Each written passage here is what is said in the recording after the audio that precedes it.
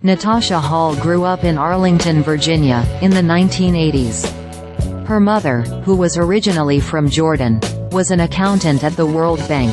Her father, who was a Vietnam War vet and marine biologist, worked at the Environmental Protection Agency. During the summers, they would sometimes visit her mother's family in Jordan.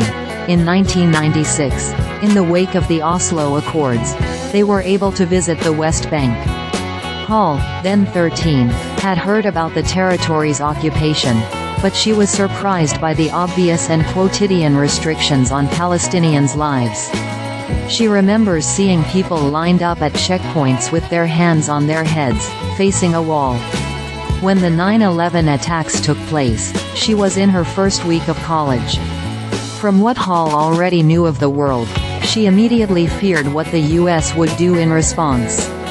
She decided to study foreign policy.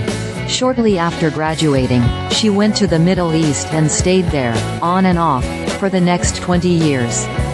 The foreign policy world in Washington, D.C., is filled with people who have gone abroad and had a formative experience.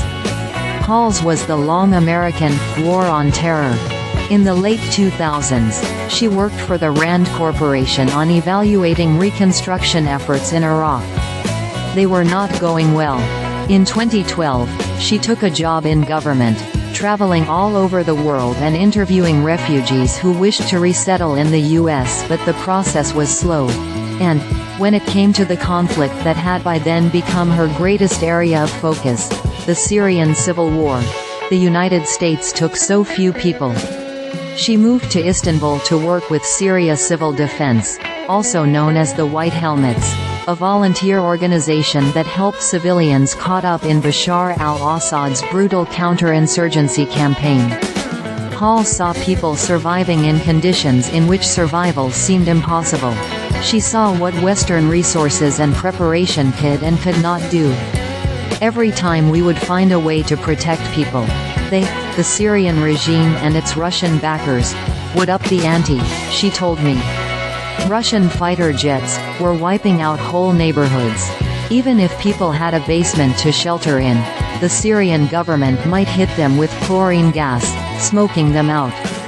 Despite multiple reports from the United Nations and other organizations that Assad's forces repeatedly used chemical weapons in Syria, the regime has denied these accusations. Humanitarian aid and civilian protection were useless, she concluded, if they were not backed up with other forms of support. If you drop a bunch of people that just want to save lives into a context where people are trying to do the opposite, structurally speaking, they will manipulate you in every way possible, she said.